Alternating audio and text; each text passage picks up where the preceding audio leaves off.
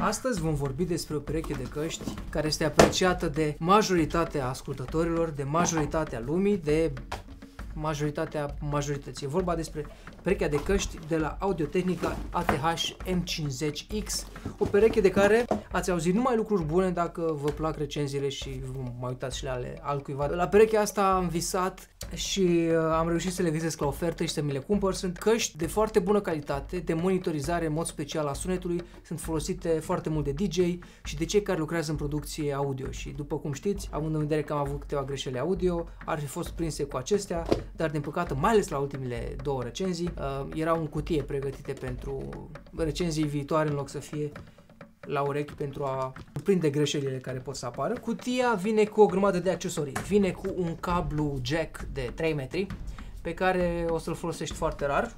Vine cu un cablu jack de 1,5 m pe care o să-l folosești în fiecare zi și cu un cablu jack și cu adaptor pentru audiofili care este extensibil la 3 metri pe care eu nu îl folosesc pentru că îmi trage de calculator și îmi trage și căștile în jos, nu mi este util. Căștile sunt foarte confortabile, se rotesc la 90 de grade, asta îmi lipseau la alte perechi de căști, faptul că nu le poți ține cum trebuie pe gât, însă foarte multe perechi de căști, chiar și mult mai ieftine, au această opțiune și este foarte importantă, nu uitați să fiți atenți la ea și să o aibă. Desigur, poți să ai un cap foarte mare pentru ele sau mediu, probabil.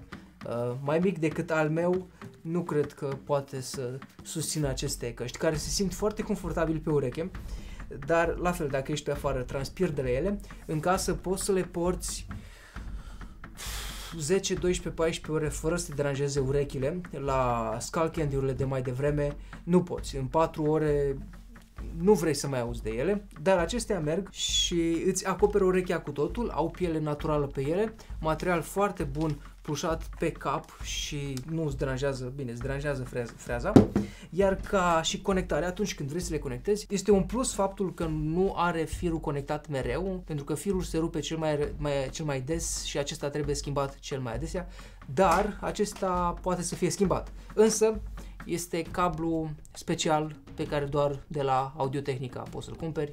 Bine, probabil și de la alți producători, dar nu de oriunde.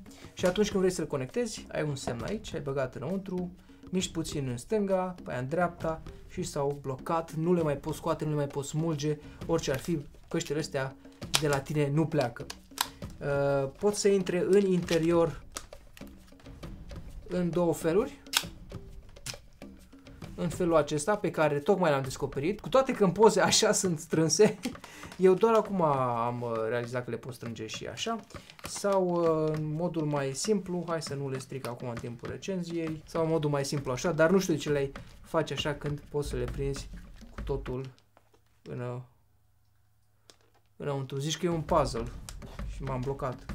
Trebuie să le învârți în afară și după aceea înăuntru.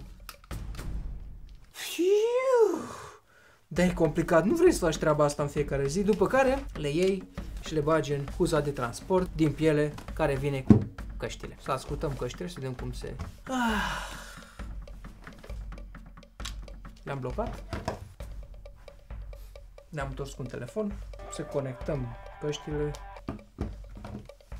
Să dăm mai tare. Toate sunetele sunt foarte curate. Basul nu este mai puternic decât a vrut producătorul să fie. Nu e umflat digital fals. Înaltele, joase, mijlocile, toate sunt exact cât a vrut producătorul să fie. Dacă tu vrei mai mult din orice lucru, poți din telefon să faci treaba asta. Dar dacă vrei să scoți un sunet clar, drept, după cum vrei tu să-l scoți, sunt o opțiune bună.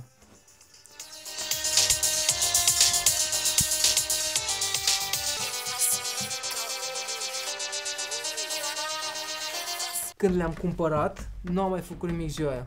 Trebuia să și înregistrez, trebuia să fac un clip și am stat toată ziua să-mi ascult din nou muzica. Pentru că erau instrumente pe care nu le auzisem niciodată în piesa aia, pentru că nu am avut niciodată o pereche de căști destul de bună încât să aud că mai era un instrument, 2, 3 acolo. Așa am pățit și când am trecut pe Full HD, când mi-am luat primul televizor mare, m-am pus să mă uit la toate filmele pe care le distrusesem pe un laptop de 10, 14, 15 inch, pentru că asta faci cu un film bun pe un laptop, îl distrugi. Poți să-ți iei căști cu $50.000, dar această pereche de căști oferă cea mai bună calitate și prezență, mai ales la bani. Sunt mai scumpe, clar, vă las link în descriere, sunt mai scumpe decât alte perechi de căști, dar și pe acestea aștept de multă vreme să le cumpăr, însă erau mult mai scumpe, acum au scăzut în preț și chiar am putut să-mi permit să le iau și sunt minunate. Căștile trebuie să le ții undeva la un 60%, pentru că sunt foarte puternice și dacă le conectezi la un DAC, se aud și mai tare și mai bine, mult mai bine. Un secret la acest gen de căști, trebuie să le ții vreo 50 de ore, să le folosești 50 de ore în continuu și doar după aceea scot calitatea cea mai bună pe care pot ele, și dacă le folosești cu un DAC, e și mai bine. Încă un pont: calculatoarele o să scoată sunet mai prost din ele decât telefoanele din cauza interferențelor electronice, electromagnetice, electrice care sunt în ele. Eu inclusiv la calculatorul meu am observat că din zone diferite ale calculatorului, că am mai multe intrări pentru sunet, se aude mai bine, se aude diferit, se aude mai bine sau mai prost din cauza că circulă mai puțin curent pe acolo și interferează mai puțin curent. La un telefon interferează și mai puțin curent. La calculatoare nu se aude la fel de bine și îți trebuie un DAC simplu, sunt ieftine pe net sunet. Vă recomand aceste căști, să vă reascultați muzica, să vedeți cât de multe lucruri ați ratat. Linkuri aveți în descriere. Aștept să-mi spuneți ce părere aveți despre ele și până data viitoare aștept să văd că vă cumpărați doar gadgeturi bune. Pa!